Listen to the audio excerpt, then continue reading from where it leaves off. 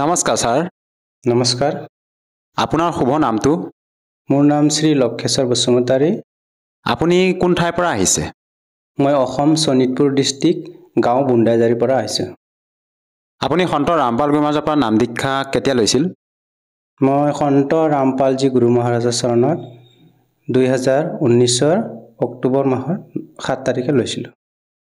সন্ত ৰামপাল গুৰুমাজৰ পৰা নাম দীক্ষা লোৱাৰ আগতে আপুনি অন্য কিবা ভক্তি সাধনা কৰিছিলনে? হয়, মই সন্ত ৰামপালজী মহাৰাজৰ চৰণত নাম দীক্ষা লোৱাৰ আগতে মই বহুতো সাধনা ভক্তি কৰিছিলোঁ, যেনেকুৱা আপোনাৰ আমাৰ হিন্দু ধৰ্মত প্ৰচলিত ব্ৰহ্মা বিষ্ণু মহেশ আদি কৰি সৰস্বতী লক্ষী যিয়ে মানে আহক ৰীতি ৰিবাজ মানে বছৰত যিমানটো ৰীতি ৰিবাজ হয় সেই সকলো মই মানিছিলোঁ। লগতে মই আমাৰ ঘৰত মানে যোনটো বৰ্তমান মানে আমাৰ ঘৰত মই যেতিয়াৰ পৰা দেখা পাইছোঁ তেতিয়াৰ পৰা আমাৰ দেউতাই শিৱ মন্দিৰ আছিল, তাতে আপোনাৰ দেউতা মাও তাতে শিৱৰ নাম লৈছিল আৰু ময়ো সেই ভক্তি কৰি আছিলোঁ। বহুত দিন ধৰি মই শিৱৰ নামত ভক্তি কৰিলোঁ, লগতে ভক্তি কৰাৰ লগতে তাৰপিছত মই আপোনাৰ এয়া বলবম বুলি কয় আমাৰ শাওণ মাহত নহয়, যে এক ৰাতি আমি দিনটো ব্ৰত ৰাখি মানে নাখাই নবৈ থাকি আৰু লগতে ৰাতি ৰাতভৰ মই গংগাৰ পৰা জল উঠাই যিকোনো নদীৰ পৰা আৰু পবিত্ৰ মানে গংগা বুলি কয় আমাৰ ইয়াত যিকোনো নদীকে সেই তাৰ পৰা জল উঠাই মানে পানী উঠাই আনি ঘটিত লৈ মানে শিৱলিঙত ৰাতিপুৱা জল চৰাইছোঁ, যিকোনো মন্দিৰত ৰাতি ৰাতভৰ গৈ আছোঁ। ঠিক তেনেকুৱা এইবোৰ কৰিছোঁ। তাৰ লগতে মই 2000 চনৰ পৰা আকৌ মই মানে এয়া শংকৰ চৰণত মানে তেখেতক গুৰু বনাই আধাৰ বনাই তেখেতৰ আধাৰত চলি থকা যিবোৰ আপোনাৰ কীৰ্তন ভাগৱত বা আপোনাৰ নামঘোষা বা যিকোনো আপোনাৰ ধৰ এয়া তিথি উপলক্ষে আৰু নামঘৰত যিকোনো নাট ভাওনা কীৰ্তন যি হয় এইবিলাক সকলো মই মানিছিলোঁ। আৰু লগতে এই গাঁও সমাজত যিকোনো ভাগৱত পাঠ হ'লে এইবিলাকত মই বহুতো মানে শ্ৰদ্ধা ভক্তিৰে তেখেতক গুৰু মানি মই এইবিলাক ভক্তি কৰিছিলোঁ। ছাৰ, যিহেতু আপুনি জনালে যে আপুনি হিন্দু সমাজত প্ৰচলিত পৰম্পৰাগত যিবিলাক সাধনা সেই আটাইবিলাক আপুনি কৰি আছিলে, তেনে ক্ষেত্ৰত ছাৰ আপুনি সন্ত ৰামপাল গুৰুমাজৰ শৰণলৈ কিয় আহিব লগা হ'ল? বিশেষকৈ ক'বলৈ গ'লে সন্ত গুৰু ৰামপালজী মহাৰাজৰ চৰণত মই এই উপলক্ষে আহিবলগীয়া হ'ল। এতিয়া সেইটো ভক্তিত থাকি যিটো মই আমাৰ ঘৰত যিটো শিৱৰ কিবা স্থাপন আছিল সেইটো মানি থাকোঁতে আৰু মই নিজেও সোমবাৰ ব্ৰত ৰাখি লগতে বলবমত মানে আমাৰ এই শাওণ মাহ আহিলে মানে সকলো হিন্দু ধৰ্মবাসীয়ে কৰে আৰু সেইটো জল মানে শিৱলিঙত মানে জল নিব লাগে সেইটো কৰিছিলোঁ। কৰাৰ লগতে মোৰ এনেকুৱা এটা ডাঙৰ বেমাৰ হ'ল মানে হাত দুৰ্বল হয়, এইটো বেমাৰ মোক ধৰিলে আৰু ধৰি মোৰ এনেকুৱা পৰিস্থিতিত পৰিলোঁ এই মানে শিৱ বাবাৰ নাম এৰি মই বিভিন্ন যিটো আমাৰ অসমত উৰিয়াবাসী লোকসকল আছে তেখেতে দণ্ড নাচ কৰে, মানে এই দণ্ড নাচতো তেখেতসকলে দেও উঠে, দেও মানে কিবা এনেকুৱা ওলোৱাৰ নিচিনা আৰু কাৰ কি হয়তো মানে ক'ব পাৰে আৰু ভিতৰীয়া কথাবিলাক তাৰ চৰণত গৈ মই এইবিলাক চালোঁ যে কি হৈছে মোৰ এনেকুৱা তেনেকুৱা বহুতো চিকিৎসা কৰিছোঁ কিন্তু ঠিক হোৱা নাই। কিন্তু মোৰ তেখেতসকলেও ক'লে 2 বছৰ 3 বছৰ ধৰি বলি বিধান দিব লাগিব বুলি ক'লে। তেতিয়া মই ভাবিলোঁ এইবিলাকতো মই দিব নোৱাৰিম আৰু মই এইবিলাকৰ পৰা আগতে অলপ দূৰত থাকোঁ, মানে ভয় লাগে। তেতিয়া মই হ'ব বুলি মই গুচি আহিলোঁ, সেইটোতো মই লাভ নাপালোঁ। তাৰপিছত গৈখিনি আপোনাৰ মই এজন আমাৰ গাঁৱতে তেখেতে শংকৰ গুৰু আধাৰ মানি তেখেতে নাম কীৰ্তন এইবিলাক কৰি থাকে, তেখেতৰ ওচৰত গৈ মই ক'লোঁ যে এনেকুৱা মোৰ বেমাৰটো বেছি হৈ আছে, আপোনালোকৰ গুৰুৰ পৰা দীক্ষা লোৱাৰ পিছত মই ধৰ কিবা এটা লাভ পাম নেকি? মোৰ এই বেমাৰটো মানে দিনে দিনে হাৰ্টৰ বেমাৰটো বাঢ়ি গৈছে, লগতো এটা মোৰ আৰু পাইছ বেমাৰ হৈ আছে মানে। ঠিক তেনেকুৱা এইটো ক'লোঁ। তেতিয়া ক'লে তেখেতে ক'লে লৈ চাওক বাৰু, কিন্তু এতিয়াতো ঠিক হ'ব না নাই এইটো ক'ব নোৱাৰোঁ, তুমি লৈ চোৱা, ঠিক হ'বও পাৰে নহ'বও পাৰে এইটো মই ক'ব নোৱাৰোঁ বুলি ক'লে। তাৰপিছত মই ল'লোঁ, লৈ কিনে আমাৰ ওচৰতে মানে তেখেতক গুৰু বনোৱা এজন শংকৰ গুৰু আধাৰত এজন গুৰু আছে আৰু শিষ্য, তেখেতক মই গুৰু বনাইনি এই তেখেতৰ মানে দিয়া মতে ভক্তি বিধি যিবিলাক মানে এইবিলাক মই কৰিলোঁ। 6 মাহৰ পিছত মোৰ মা দেউতাৰ লগত মিল নথকা হৈ গ'ল, কাজিয়া সৃষ্টি হৈ গ'ল। তেতিয়া মোৰ মানে দিনটো মই এইবিলাকত মানে য'ত শ্ৰৱণত যাওঁ এই ভাগৱতৰ কথা প্ৰচলিত হৈ থাকে তাত যাওঁ, মানে মোৰ মনটো খালি ঘৰ ফালে টানে আৰু কি হ'ব। আৰু কৈ থাকে যে কৃষ্ণৰ চৰণত মানে সকলো মন অৰ্পণ কৰি দেহা অৰ্পণ কৰি যদি ভক্তি কৰিলে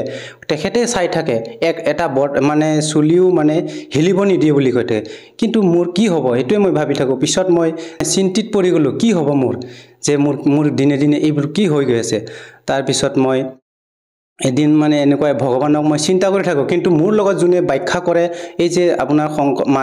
শংকৰদেৱে লিখা মানে কীৰ্তনৰ আধাৰত ব্যাখ্যা কৰে তেখেতক মই সুধি থাকোঁ ঐ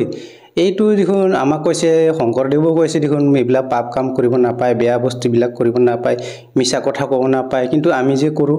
সি কৈছে নাই পেটৰ কাৰণেতো কৰিব লগা হয় মানে অলপ চলপ মিছাটো ক'বলগীয়া হয় চলিবৰ কাৰণে এই মায়াৰ সংসাৰত বুলি কয় এইটো মই ভাবি থাকোঁ এইটোতো আমাৰ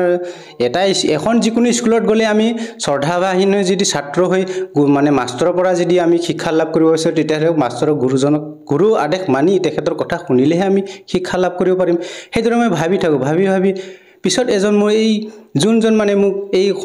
মানে শংকৰদেৱক আধাৰত মানে লৈ গৈছিলে শিষ্য কৰিছিলে তেখেতে এদিন ক'লে এই এনেকুৱা তেনেকুৱা মানে মোবাইলত এজন গুৰু আহে কিন্তু আমাৰ যোনবিলাক শাস্ত্ৰবেদ এইবিলাক দেখোন ধুনীয়া ধুনীয়া খুলি কৈ আছে একদম মানে সকলো দেৱী পুৰাণ দুৰ্গা পুৰাণ বিষ্ণু পুৰাণ আৰু শ্ৰীমদ গীতা ভাগৱত আৰু ঋগবেদ যিকোনো মানে আমাৰ হিন্দু ধৰ্মৰ পবিত্ৰ শাস্ত্ৰবোৰক আধাৰ লৈ আৰু লগতে কোৰাণ বাইবেলতো যি আছে মানে এইটুকু মানে এটাই ভগৱান বুলি তেখেতে সাক্ষাৎ প্ৰমাণ দিছে সেই বুলি মোক কৈছে তেতিয়া মই মানে খঙত মানে এনেই মোৰ দূৰ মানে মোৰ মাথা কাম নিকা হৈ গৈছে মানে মই কৈ দিওঁ আৰু তাক সেই টিভিত বহুতো টিভি স্ক্ৰীণৰ মানুহে আৰু কি মানে অলপ পইচা দিবহে লাগে সেই 1 ঘণ্টা 2 ঘণ্টা এনেকুৱা বুকি দিব সেইবিলাক চাই বাদ দিয়া ইয়াতে আমি পাই আছোঁ দিনে দিনে আমি বুজি আছোঁ কৃষ্ণই সকলো আৰু সেইবিলাক কিয় কিবা চাব লাগে সেইবিলাকৰ আধাৰত কিয় কথা শুনিব আকৌ 2 মাহৰ পিছত আকৌ এবাৰ ক'লে তেতিয়া মই ভাবিলোঁ কি হ'ব নাই মই ধ্যান নিদিলোঁ তাৰপিছত এদিন আকৌ এবাৰ কওঁতে মই লিখি লৈ আহিলোঁ মোবাইলত চাবিচোন সন্ত ৰামপালজী মহাৰাজ বুলি চাৰ্চ কৰি চাবি অসমীয়াটো আহে আপোনাৰ হিন্দীটো আহে সকলো কিবাতে আহে আৰু তেখেতে লিখা পুথিও আছে গীতা তোমাৰ জ্ঞান অমৃত জীৱনৰ সুগম পথ জ্ঞান গংগা তেতিয়া মই এদিন মানে মানুহজনী কোৱা নাই মানুহজনীটো মোক মানে এনি টাইম খং কৰি থাকে মানে যে মই একোৱে কৰিব নোৱাৰোঁ ঘৰখন মানে একদম দুৰ্বলতা হৈ পৰিলে বহুত দুৰ্বলতা হৈ পৰিলে যাতে মই ধাৰে ঋণ মানে চাৰিওফালে বাহিৰত ওলাব নোৱাৰা হৈ গ'ল তেতিয়া ভাবিলোঁ কি কৰাটো হ'ব উচিত চাংচোন বাৰু কি দিছে ঘৰত টিভিও আছিলে তাৰপিছত চালোঁ সৎসং সৃষ্টি ৰচনা যেতিয়া ক'লে বেদৰ পৰা হে পৰমাত্মা মই কি কাম কৰি আছোঁ তেতিয়া মানে মই ভাবিলোঁ এইজনে পৰমাত্মা হয় বেদে আমাক সাক্ষাৎ কৈ আছে আজি গীতাই কৈ আছে আজি শ্ৰীমদ দেৱী ভাগৱত পুৰাণে কৈ আছে আজি কোৰাণে কৈ আছে আজি বাইবেলে কৈ আছে এজনেই পৰমাত্মা আৰু এই আমি যাক কৃষ্ণক মানি আছোঁ সেই কৃষ্ণৰ আধাৰত যোনটো গীতা হয় সেই গীতাই কৈ আছে যে গীতা 18 শ্লোক 62 সেই অৰ্জুন তই পৰম সনাতন শাশ্বতম ধামটো যোনটো সত্য ধামটো পাবৰ কাৰণে তদৰ্শী খণ্টৰ ওচৰত যা বুলি কৈছে তেতিয়াহে তই সেই পৰম সত্য ধামটো পাব বুলি কৈছে তেতিয়া মই কান্দি মই থাকিব নোৱাৰা হৈ মোৰ টকা পইচা অভাৱ মই তেতিয়া ভাবিলোঁ হাৰিয়ানাত নাম দীক্ষা ল'ব লাগে তেতিয়া মই কি কৰিম মানে সেই ভগৱানৰ লগত লিংক কৰি পিছত তেখেতেও ক'লে কিবা এটা কৰি যাব লাগিব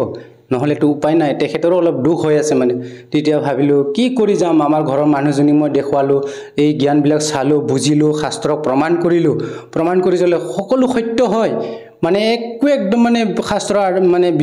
বিৰোধী নহয় মানে শাস্ত্ৰত যিটো লিখা আছে সেইটোহে তেতিয়া মই মানুহজনী গ'লোঁ মানুহজনীও কিন্তু এনেকুৱা বিশ্বাস হ'ল তাৰ প্ৰতি বিশ্বাস হৈ মানে এই আমি নাম ল'বই লাগিব তাৰপিছত মই আমাৰ ইয়াৰ অসমত বন্ধন গোট বুলি কয় সেই বন্ধন গোটৰ পৰা 30,000 টকা লৈ মই পিছত মই ফোন কৰিলোঁ যে আমাৰ এনেকুৱা লাগ ভাল পৰমাত্মাৰ চৰণত যে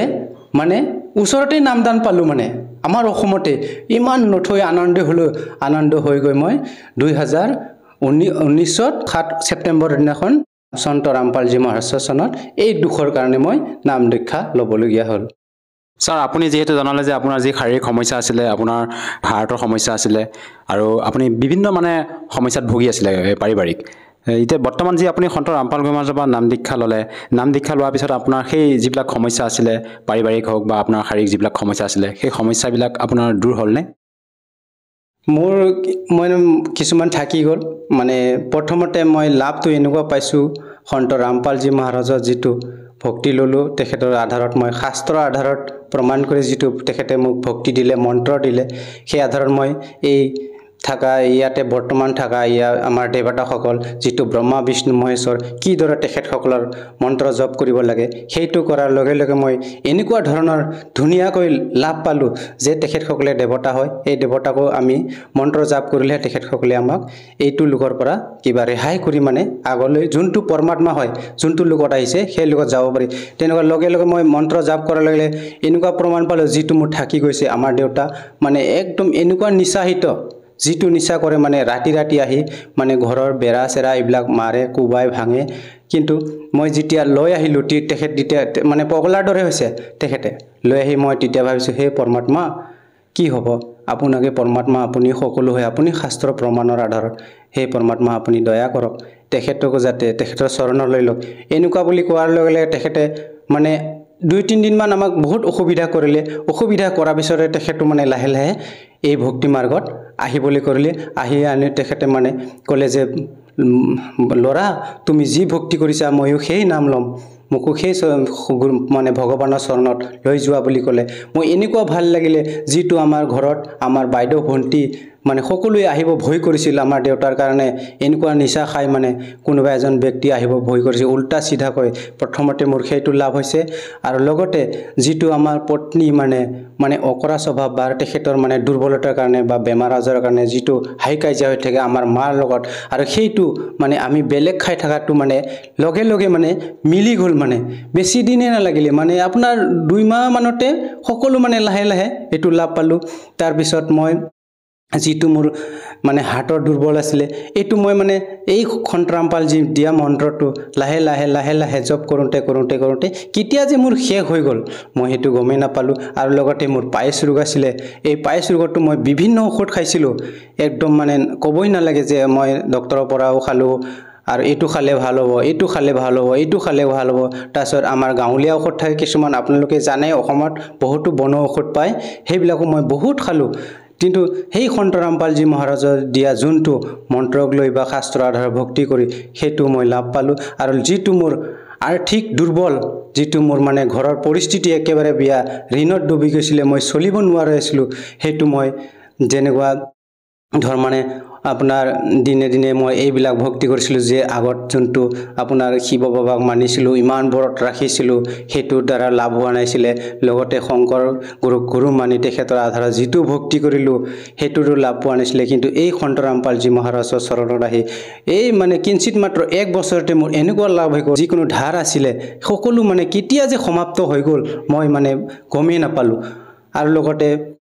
মানে মোৰ ঘৰৰ পৰিৱেশ এনেকুৱা মিলিবলৈ ধৰিলে যে আমাৰ বাইদেউহিনতেও মানে আজি ভাবে যে এই কেনেকুৱা তেখেতসকলে মিলি গ'ল কেনেকুৱা তেখেতসকলে আগৰ পৰিস্থিতি বেয়া আছিলে আমি যাবই নোৱাৰোঁ না বুৱাৰী ফালে থাকিম না মানে আমাৰ মাৰ ফালে থাকিম সেই বুলি মানে আমাৰ ঘৰত অহা নাছিলে মই এইবোৰ বিভিন্ন ধৰণৰ আৰু লগতে ক'ব নালাগিলে আৰ্থিক যিবোৰ দুৰ্বলতা আছিল মোৰ সকলো দুখ দূৰ হৈ গ'ল ছাৰ এতিয়া আপোনাৰ পৰা আৰু এটা কথা জানিব বিচাৰিছোঁ যিহেতু আপুনি সন্ত ৰামপাল গুৰুমাজৰ পৰা দীক্ষা লোৱাৰ পিছতে আপুনি শাৰীৰিকভাৱে হওক বা আৰ্থিকভাৱে হওক বিভিন্ন প্ৰকাৰে লাভ পালে আৰু আপুনি নিজে মত ব্যক্ত কৰিছে যে আপোনাৰ পিতৃয়ে যেতিয়া নিচা সেৱন কৰি আছিলে মানে ঘৰত হাই কাজিয়া কৰিছিলে আৰু তাৰ পৰা পৰিত্ৰাণ পালে আপোনাৰ পিতৃয়ে তেনে ক্ষেত্ৰত ছাৰ আপুনি অসমৰ পৰা তেখেতৰ পৰা নাম দীক্ষা লৈ এনেধৰণৰ লাভ পাইছে এইটো ছাৰ কেনেকৈ সম্ভৱ ভগৱান মানে ভগৱানটো ভগৱানে হয় পৰমাত্মাটো পৰমাত্মাই হয় তেখেতে জেলতে থাকক যিতে থাকে তেখেতৰ ইচ্ছা এইটো ইচ্ছা হয় কিন্তু আমিহে আসল জেলত আছোঁ কালৰ জালত আমিহে বন্দী হৈ আছোঁ যিটো আমি চত লোকত আছিলোঁ শাস্ত্ৰই কয় আমাৰ গুৰু খন্টৰামপালজী মহাৰাজে শাস্ত্ৰ প্ৰমাণ কৰি তেখেতে দেখুৱাই থাকে কিন্তু তেখেতে এইবোৰ লীলা কৰে যেনেকুৱা সত্য যুগত তেখেতে সৎসুকৃত নামেৰেও আহে তেতা যুগত তেখেতে মুনীন্দ্ৰ নামেৰে আহে দাপৰত কৰোণাময় ৰূপৰে আহে এই কলি যুগত তেখেতে 600 বছৰ আগত কবিৰদেৱ নামেৰে আহিছিল আৰু লগতে এতিয়া বৰ্তমান সেই কবিৰদেৱ সেই কবিৰ পৰমাত্মা খন্টৰামপালজী মহাৰাজেই হয় আমাকহে তেখেতে উদ্ধাৰ কৰিব আহিছে ছাৰ আৰু এটা কথা আমি যিহেতু আমাৰ অসমৰ যিবিলাক আমাৰ শ্ৰদ্ধালু গুৰু আছিলে তেওঁলোকেতো আমাক ব্ৰহ্মা বিষ্ণু মহেশ্বৰ গজৰ্ম বুলি ভক্তি সাধনা প্ৰদান কৰি আহিছিলে লগতে আমাৰ শ্ৰদ্ধালু শংকৰ মাধৱীও আমাক কৃষ্ণ ভগৱানক ভক্তি কৰিবৰ কাৰণে যিখিনি আমাক বিধি মানে অৱদান আগবঢ়াই থৈ গৈছে সেইমতে আমি কৰি আছোঁ তেনে ক্ষেত্ৰত ছাৰ আমি কবিৰদেৱক পৰমাত্মা বুলি কেনেকৈ মানি ল'ম ছাৰ কবিৰদেৱক পৰমাত্মা আমি নিজে মানি ল'ব দৰকাৰ নাই আমাৰ যিটো শাস্ত্ৰ আছে যিকোনো আমাৰ গীতা দেৱী পুৰাণ আৰু মই আগতে কৈছোঁ যে কোৰাণ বাইবেল এইবিলাকৰ আধাৰতহে আমি পৰমাত্মাক চিনি পাব পাৰি। ঠিক তেনেকুৱা যদি সকলো ঘৰে ঘৰে আছে, আজি কাৰোবাৰ ঘৰত গীতা আছে বা আপোনাৰ দেৱী পুৰাণ আছে, দেৱী পুৰাণত সাক্ষাৎ প্ৰমাণ কৰিছে যে সন্ত ৰামপালজী মহাৰাজে দেখুৱাই দিছে, যে আঙুলিয়াই দিছে 138 নম্বৰ পেজত যে ব্ৰহ্মা বিষ্ণু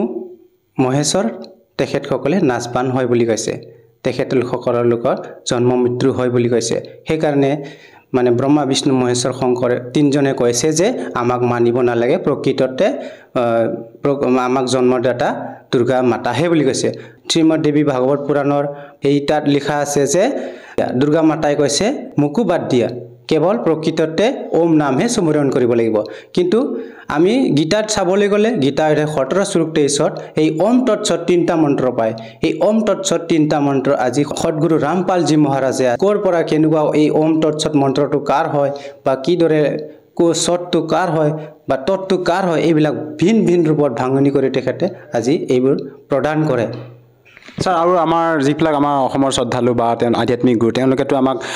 হৰে কৃষ্ণ হৰে ৰাম, ওম নম ভাগৱতে বাসুদেৱাই নাম বা ওম নম শিৱায় এনেধৰণৰ মন্ত্ৰ প্ৰদান কৰি আহিছে। তেনে ক্ষেত্ৰত ছাৰ, আপোনালোকৰ গুৰু সন্ত ৰামপাল গুৰু মহাৰাজে কেৱল গীতা শাস্ত্ৰৰ আধাৰত ওম তৎসৎ মন্ত্ৰৰ কথা ক'লে, আপুনি এইটো ছাৰ কেনেকৈ আমি মানি ল'ম ছাৰ? ওম তৎসৎ, এতিয়া হৰে কৃষ্ণ হৰে ৰাম, আমিও আগত এইবিলাক কৰিছিলোঁ যে আমাৰ যেতিয়া ৰোগ হয় আমি যিকোনো এটা গুৰু বনাইছোঁ, তেখেতে কৈছে হৰে কৃষ্ণ হৰে ৰাম বা ৰাম ৰাম কিবা এটা কওক, মানে কিবা এটা কয় আৰু তেতিয়াহ'লে আমিও ভাবোঁ যেতিয়া আমাৰ দুখটো আহে তেতিয়া আমি কৃষ্ণ কৃষ্ণ কৃষ্ণ কৃষ্ণ কৃষ্ণ বা ৰাম ৰাম ৰাম ৰাম ৰাম ৰাম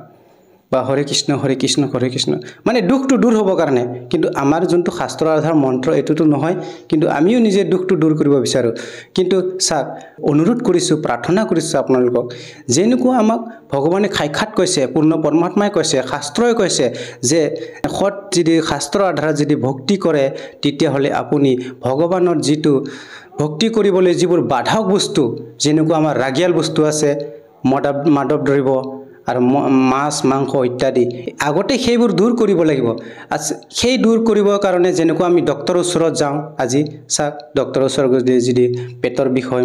ছাৰ মোৰ পেটৰ বিষৰ ঔষধ দিয়ক বুলি ক'লে তেখেতে পেটৰ বিষৰ ঔষধ দিয়াৰ লগে লগে মই যদি সেই পেটৰ বিষৰ ঔষধটো মই খাওঁ, লগতে মই তাত দিয়া নিয়মখিনি যদি মানো, তেতিয়াহ'লে মোৰ সেই পেটৰ বিষ দূৰ হ'ব। ঠিক তেনেকুৱা শাস্ত্ৰত যিটো প্ৰমাণ দিছে, আজি সন্ত ৰামপালজী মহাৰাজে শাস্ত্ৰৰ আধাৰত যিটো মন্ত্ৰ দিছে, সেই মন্ত্ৰ আপোনালোকে এবাৰ কৰি চাওক বা তেখেতৰ চৰণত নাম লৈ কিনি এবাৰ কৰিব চেষ্টা কৰক। সেই যদি আপোনালোকে লাভ নাপায় তেতিয়াহ'লে এৰিব পাৰে। এই যে শাস্ত্ৰৰ আধাৰত যিটো মন্ত্ৰ পায় সন্ত ৰামপালজী মহাৰাজে আজি দি আছে বৰ্তমান সময়ত, এই গুৰু ৰূপত আহি তেখেতসকলে, মানে তেখেতে ভগৱান হয় কিন্তু পূৰ্ণ পৰমাত্মা হয়, তেখেতে কবিদেৱৰ এক অৱতাৰ হয়, কিন্তু আজি তেখেতে গুৰু ৰূপত আহি আমাৰ বাবে ইমান দুখ ভুগি দুখ দেখুৱাই তেখেতে লীলা কৰি, যেনেকৈ 600 বছৰ আগত আহিছিল কবিৰ দেৱ নামেৰে, তেখেতে জুলাহা ৰূপত দেখুৱাইছিল। পৰমাত্মা এনেকুৱা নহয় যে ভগৱানৰ মানে নিয়মে বেলেগ, বিধানেই বেলেগ, যে অস্ত্ৰ শস্ত্ৰলৈ নাহে, তেখেতে যুদ্ধ কৰিব নাহে, তেখেতৰ জ্ঞানেৰে যোনটো সৎ জ্ঞান, সেই জ্ঞান বুজাই আমাক তেখেতে সৎলোক নিবলৈ আহিছে। বৰ্তমান সময়ত সেই মন্ত্ৰ সন্ত ৰামপালজী মহাৰাজে শাস্ত্ৰৰ আধাৰত প্ৰমাণ কৰি দি, আৰু সেই মন্ত্ৰ যদি আমি কৰোঁ, নিশ্চয় আমাৰ যিটো বাধক ভক্তিৰ কাৰণে মাছ মাংস মাদক দ্ৰব্য এইবিলাক মানে বিড়ি চিগাৰেট হুক্কা সকলো দূৰ হৈ যায়। ছাৰ, যিহেতু আপুনি সন্ত ৰামপাল গুৰু মহাৰাজৰ পৰা নাম দীক্ষা লোৱাৰ পিছতে বিভিন্ন প্ৰকাৰে আপুনি লাভ পাইছে, আৰু যিসকল দৰ্শকে আজি আপোনাক টিভি স্ক্ৰীণত প্ৰত্যক্ষ কৰি আছে, আপুনি তেওঁলোকক এনেকুৱা কি বাৰ্তা দিব বিচাৰে যাতে তেওঁলোকেও সন্ত ৰামপাল গুৰু মহাৰাজৰ পৰা নাম দীক্ষা লৈ উপকৃত হ'ব পাৰে? বাৰ্তানো মই কি দিম, আপোনালোকৰ আগত মোৰ দুখখিনি ক'লোৱে। সেই দুখত আজি থাকি মই যিটো মোৰ মানে দুৰ্গতি হৈছিল, আজি মই সাহস কৰি ভগৱানৰ চৰণত যিটো মই শাস্ত্ৰৰ আধাৰত সন্ত ৰামপালজী মহাৰাজে মোক মন্ত্ৰ দিলে, সেই মন্ত্ৰৰ আধাৰত মই আজি আপোনালোকৰ ওচৰত আহি হাতযোৰ প্ৰাৰ্থনা কৰিছোঁ মই আজি, যে মোৰ দুখ কেনেকুৱা দূৰ হ'ল, যে ইমান মানে পূজা কৰিলোঁ মোৰ লাভ নহ'ল। মই আজি সন্ত ৰামপালজী মহাৰাজৰ চৰণত ভক্তি পোৱাৰ কাৰণে হাতযোৰি প্ৰাৰ্থনা মই বাৰম্বাৰ কৰিছোঁ। আপোনালোকৰ সকলো হাতে হাতে আজিকালি মোবাইল আছে, যিকোনো এপছতে যাওক, আপোনাৰ ইউটিউবৰ পৰা ধৰি ফেচবুক ইনষ্টাগ্ৰাম যিকোনো এপছতে যাওক সন্ত ৰামপাল জি মহাৰাজ বুলি সাৰ্চ কৰক তাতে সৎসং আহিব এই সৎসংবিলাক শুনক আৰু লগতে সন্ধিয়া সাধনা চেনেলৰ 7:30 আহে ইয়াত যাইনি আপোনালোকে চাইহিনি নিজৰ গ্ৰন্থ নিজৰ ঘৰতে থকা গ্ৰন্থসমূহ আপোনালোকে মিলাইহিনি আপোনালোকেও মোৰ দৰে মানে দুখত পৰি আছে সবেই দুখতে আছে মোৰ ভাই বন্ধুসকল তাৰ কাৰণে মই বাৰে বাৰে হাত জোৰ প্ৰাৰ্থনা আপোনালোকে এইবিলাক কিতাপ যদি আজি যদি কোনোবা এজন ব্যক্তিয়ে লৈ থৈছে পুণ্য আত্মাই লৈ থৈছে মোৰ দাদাই লৈ থৈছে বা মোৰ ছাৰে লৈ থৈছে বা চাবলৈ সময় নাই বা কোনোবা ব্যক্তিয়ে পোৱাই নাই এইবিলাক কিতাপ তেতিয়াহ'লে আপোনালোকে অৰ্ডাৰ কৰক যে জ্ঞান গংগা গীতা তোমাৰ জ্ঞান অমৃত জীৱনৰ সুগম পথ আৰু লগতে এই কিতাপটো আপোনালোকে নথৈ অলপ হ'লেও কিঞ্চিত হ'লেও সময় ওলাই এইবিলাক চাওক যে কি কৈছে কি লিখিছে আৰু এইবিলাক যদি আমি আজি থৈ দিওঁ তেতিয়াহ'লে আমাৰ জীৱন ব্যৰ্থ যাব সেইটো কাৰণে মই ভাই বন্ধুসকল মই বাৰে বাৰে অনুৰোধ মোৰ দৰে যিটো দুখ আছিল আপোনালোকৰ সেই শাস্ত্ৰৰ দ্বাৰা সন্ত ৰামপাল জি স্বৰ্ণ যদি মন্ত্ৰলৈ ভক্তি কৰে 100% আপোনালোকৰো লাভ হ'ব ছাৰ আমি যেহেতু অসমৰ নিবাসী আমি আপোনালোকৰ গুৰু সন্ত ৰামপাল গুৰুৰ মাজৰ পৰা যদি নাম দীক্ষা ল'ব বিচাৰো সহজভাৱে কেনেকৈ ল'ব পাৰিম সন্ত ৰামপাল জি মহাৰাজৰ নাম দীক্ষা লোৱাটো একেবাৰে সহজ বিলকুল বিনামূলীয়া কাৰণ আজিকালি সকলো হাততো মোবাইল আছে আপুনি ইউটিউবত যাওক ফেচবুকত যাওক টুইটাৰত যাওক ইনষ্টাগ্ৰামত যাওক যিকোনো এপছতে যাওক আৰু নহ'লে সন্ত ৰামপাল জি মহাৰাজৰো এটা এপছ আছে সেইটোও ডাউনলোড কৰি ল'ব পাৰে তাতে আপুনি ডাউনলোড কৰা ল'লে আপোনাৰ সৎসং বুলি লিখি দিয়ক তাতে সৎসং আহিব বিভিন্ন ভাষাৰে আপোনাৰ কোনটো ল্যাঙ্গুৱেজত লাগে অসমীয়াত লাগে না এইটো আহিব আহাৰ লগে তাতে আপোনাৰ হেইটোত মানে স্ক্ৰিনত এটা নম্বৰ আহে সেই নম্বৰটোত আপুনি ফোন কৰক ফোন কৰি আপুনি কোনটো ডিস্ট্ৰিক্টত আছে কোনটো ষ্টেটত আছে সেইটো আপোনাক জনাই দিব জনাই দিয়াৰ লগে আপুনি ওচৰত থকা সেই নামদানত আপুনি বিনামূলীয়াকৈ 1 টকা খৰচা নোহোৱাকৈ আপুনি নিশ্চিতভাৱে নাম ল'ব পাৰিব ধন্যবাদ থাকিল ছাৰ সৎ সাহেব